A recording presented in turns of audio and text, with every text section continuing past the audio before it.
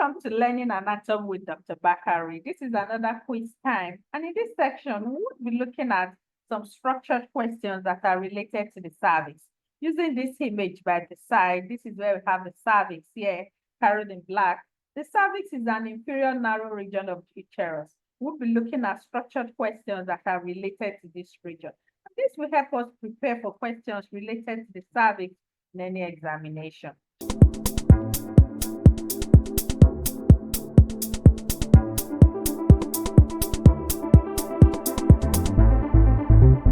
Question we'll be looking at here reads that is the cervix seen to shed its mucosal lining during menstruation? Is the cervix seen to enlarge during pregnancy? Is the cervix seen to have the same histological features as the uterus? Or is it none of the above? Out of all these options listed as it relates to the cervix, the correct answer here is for none of the above.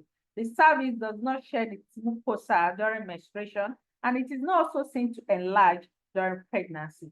The cervix does not also have the same histological features as the uterus. We've tried to describe the histological features of the cervix and also the uterus in our histology lectures of the cervix and that of the uterus. You can go and check those lectures up to see the different histological features of the cervix and also the uterus. They do not present the same histological features. Hence, the correct answer here is none of the above. The second question, which reads that dash provides lateral support for the cervix. Is it the pubocervical ligament? Is it the uterosacral ligament? Is it the broad ligament? Or is it the transverse cervical or the cardinal ligament? The ligament that provides lateral support for the cervix is the transverse cervical ligament or the cardinal ligament. This ligament is seen to help connect the lateral wall of the cervix to the lateral pelvic wall. Third question here reads that the cervix is entirely covered by peritoneum. Is the cervix site for ovulation? Is the cervix seen to dilate during labor? Or is it seen to create a common site for implantation? Out of all these options, the correct option as it relates to the cervix is that the cervix dilates during labor. The cervix is not seen to be entirely covered by peritoneum, and it is not a site where ovulation occurs. Ovulation is seen to occur in the ovary. It does not also create a common site for implantation. Implantation is seen to occur in the uterus and not the cervix.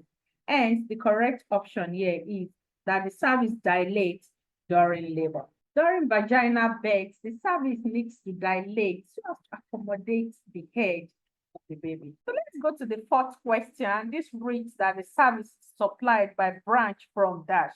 So what artery provides the branch to supply the cervix, which is the inferior narrow region of the uterus? Is it the external iliac artery? Is it the uterine artery? Is it the femoral artery? Or is it none of the above? The correct answer here as it relates to the blood supply of the cervix is the uterine artery. The uterine artery is seen to give off a branch to supply the cervix. So for the fifth question, what is the epithelium lining of the endocervix? Is it the simple squamous epithelium? Is it the stratified squamous epithelium? Is it the simple columnar epithelium? Or is it the stratified cuboidal epithelium? The epithelium that is seen to line the endocervix is a simple columnar epithelium. This is the epithelium that is also seen to line the body of the uterus, and it is seen to be continuous with that region.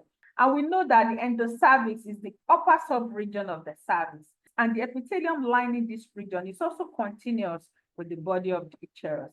Hence, this is the correct option. So the sixth question, and this reads that what is the epithelium lining the ectocervix?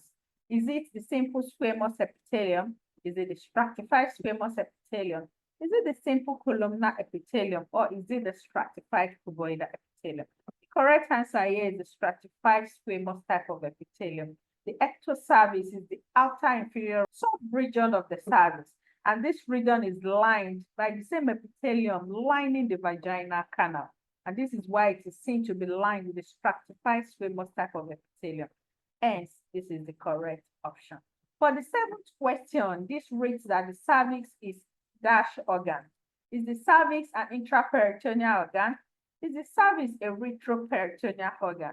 Is the cervix a subperitoneal organ? Or is it none of the above? The correct option here as it relates to the peritoneal covering of the cervix is that the cervix is a subperitoneal organ. Cervix is located below the peritoneal covering of the uterus. We've also tried to highlight this in details in our previous lecture on the uterus.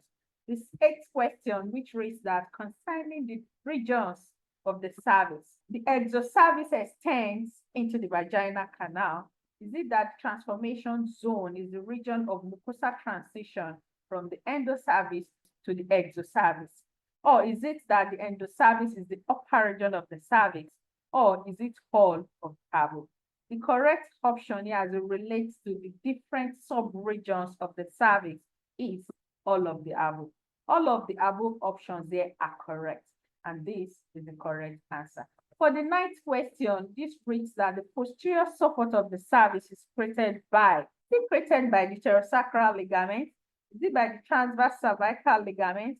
Is it by the round ligament? Or is it by the pubocervical ligament? Out of all these options, the correct answer here as it relates to the posterior support of the cervix is the pterosacral ligament. The pterosacral ligament is seen to connect the cervix to the sacrum, and we know that the sacrum is located at the posterior region. So this tends to create a posterior support for the cervix, and this is the correct option. For the 10th question, which is the last question, and this reads that the ideal site for cell collection during pap smear is it the endocervix? Is it the ectocervix? Is it the transformation zone, or is it all of the above? Ideal site for cell collection during pap smear is the transformation zone. The transformation zone is a point where we have the mucosal lining the endocervix transforming into that of the ecto or the exocervix. And at this region, cells that are located around this space have the potential of transforming into the abnormal cell type. Hence, this is the ideal site for cell collection during pap smear. So I hope you find this useful. Please let's have your grades in the comment section, and thanks for watching.